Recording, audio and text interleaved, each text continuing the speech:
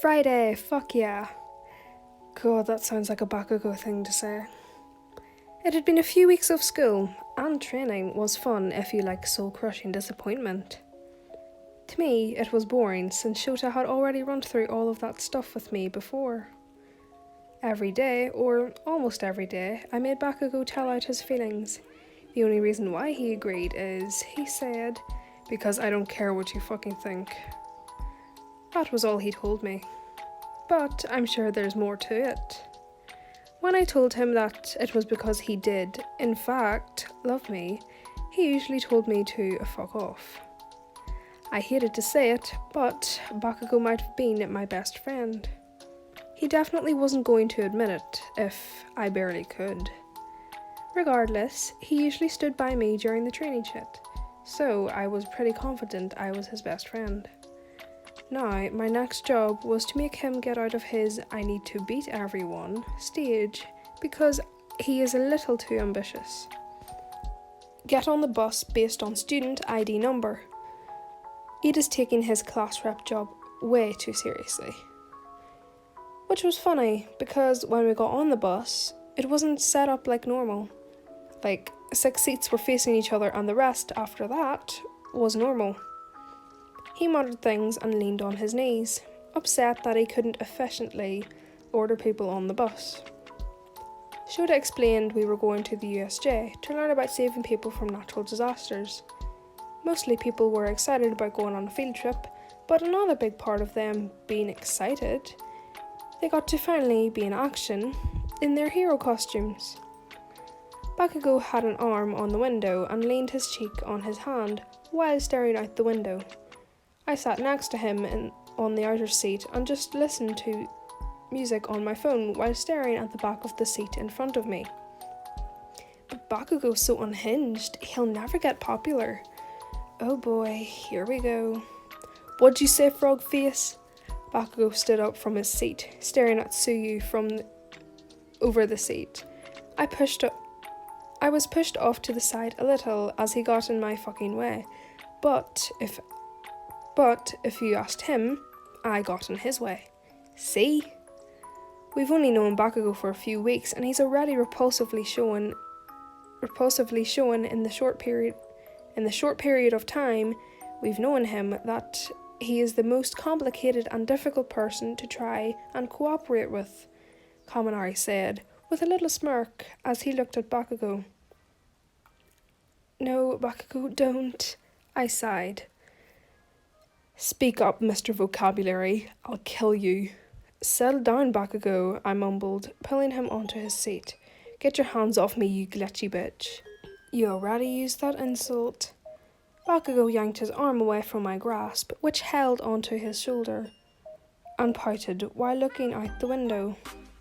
Fuck off, glitch bitch. Every natural disaster you could think of is here. I built it myself. I call it the Unforeseen Simulation Joint. Uraka and Midoriya were fangirling over the Pro Hero 13, who was a rescue hero. 13 warned us about their quirk and the dangers of it, then told us about the effect the simulation would have on us. After that, Shota talked to them, talking over some things. I wasn't close enough to make it out. Anyway, first off, Shota started to say as he placed a hand on the balcony. He stopped and turned, which the same thing happening also took my attention. A purple void started opening up by the fountain behind him. Lights that aligned to USJ started flickering. Villains started to crawl out of the vortex. Are those like from the entrance exam? Kirishima whispered under his breath. Not at all, I mumbled. Don't move, those are villains.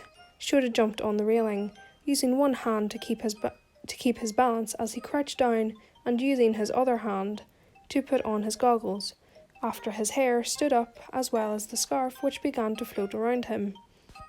Eraserhead and 13, is it? A man asked, as he was surrounded by the same type of dark, purple void. By the staff schedule I had gotten the other day, All Might should be here, but where is the symbol of peace? Of course that break-in was his doing, Shota mumbled. 2 days ago, the school had a level 3 warning, sending the whole school into a panic. It ended quickly, though, when Ida gained a whole sea of students' attention. We are the League of Villains, here to kill the symbol of peace. Aren't there intruder sensors, Sensei? Momo asked, starting to get into a panic. Yes, of course there are. It must be one of their quirks cancelling it out, Todoroki said, as he looked over the swarm of villains coming from the vortex from the railing.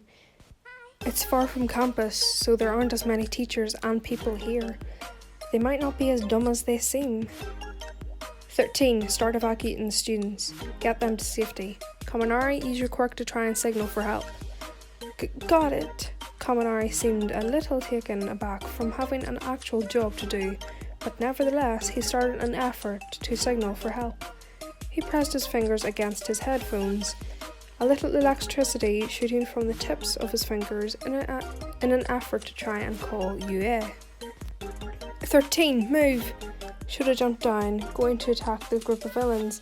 I know he can damn well take them alone, but I need to help. I glitched down, pulling out the wire that was a capture tool. If you wrapped a villain up in it, no matter what, they couldn't escape. It was everything resistant and extremely strong. I wrapped him in some, knocking him out in a headlock and throwing him to the side.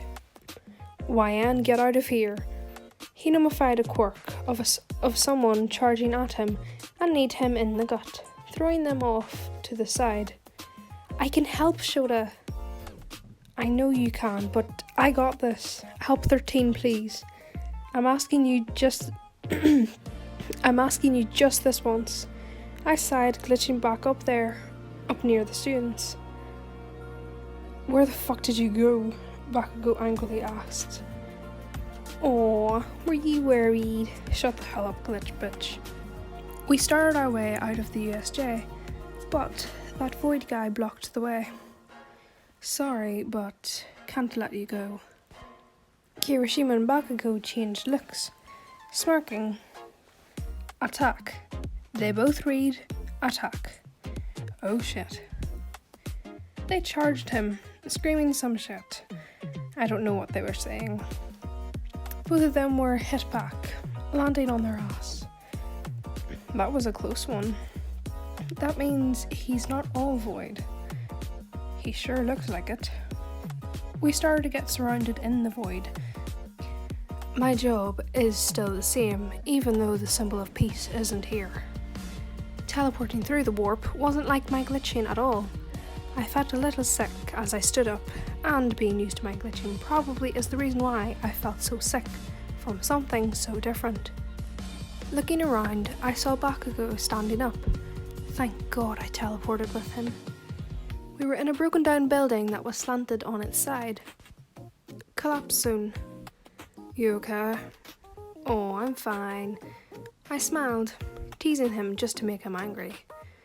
Good, because we have company.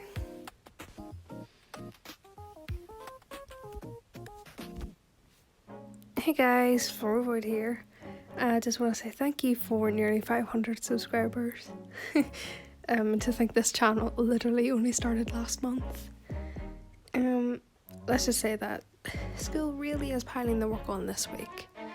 I'm saying this because I literally recorded this last minute, so yeah. Anyways, I hope you're all doing well through these tough times, and I hope you all have a good night, morning, afternoon, whatever it is. Flora Void out.